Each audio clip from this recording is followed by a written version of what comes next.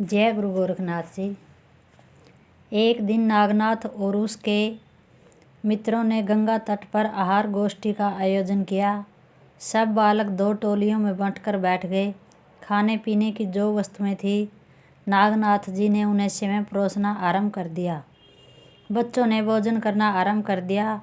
नागनाथ जी आग्रह करके उनको सामग्री परोसने तथा भोजन कराने लगे। उसी समय वहाँ भगवान दत्तात्रेय जी पहुँच गए। बालकों को भोजन करते हुए देखकर उन्होंने भी अपना स्वरूप बालक जैसा बना लिया और उन बालकों के पास जा पहुँचे। नए बालक को अपने बीच देखकर कुछ बालकों ने उसकी उपस्थिति पर आपत्ति व्यक्त की। उस समय नागनाथ जी ने उन्हें समझाते हुए कहा कि भोजन करते समय यदि कोई अतिथि आ जाए तो उसे अपना अहोभाग्य समझना चाहिए। अतिथि का सत्कार करना सबसे बड़ा धर्म है। नागनाथ जी की बात सुनकर विरोध करने वाले बालक चुप हो गए।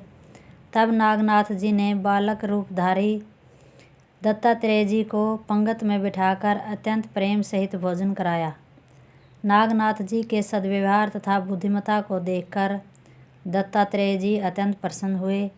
भोजन के उपरांत दत्तात्रेय जी ने नागनाथ से कहा, मेरा नाम दत्तात्रेय है। मैं तुम्हें एक मंत्र देता हूँ। उस मंत्र के प्रभाव से तुम जिस भोजन सामग्री की इच्छा करोगे वह तुरंत ही तुम्हारे सामने इच्छित मात्रा में आकर उपस्थित हो जाएगी।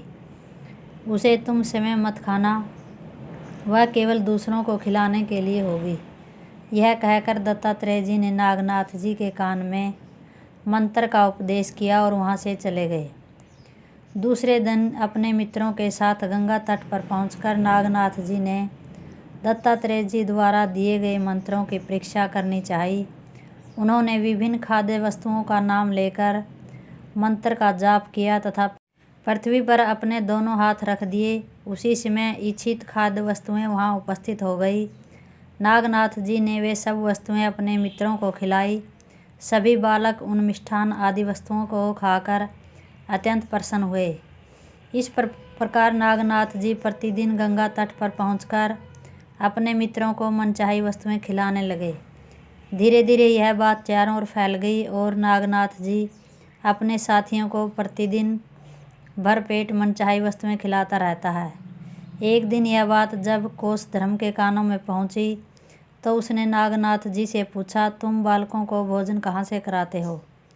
नागनाथ जी ने उत्तर दिया, एक दिन जब मैं अपने मित्रों के साथ भोजन गोष्ठी का प्रबंध कर रहा था, उसी समय वहाँ कहीं से एक अपरिचित बालक आ पहुँचा। उसने अपना नाम दत्तात्रेय बतलाया तथा वही मुझे एक ऐसा मंत्र बता गया जिसका जाप करने से इच्छित खाद्य वस्तुएं मेरे सामने आ उपस्थित होती है और मैं उन्हें अपने मित्रों को खिला देता हूँ। उन वस्तुओं को मैं स्वयं नहीं खा सकता। यह सुनकर कोसधर्म ने कहा, तुम मुझे अपने घर में ही खाद्य वस्तुएं मंगा कर दिखाओ।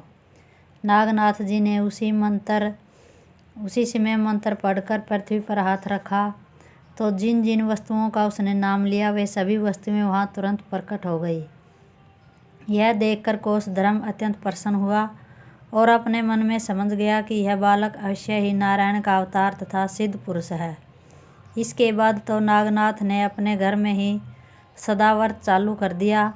प्रतिदिन सैकड़ों साधु संत भिक्षुक अतिथि अभ्यागत आदि कोसधर्म के घर आकर भोजन करने लगे। कोसधर्म तथा नागनाथ जी की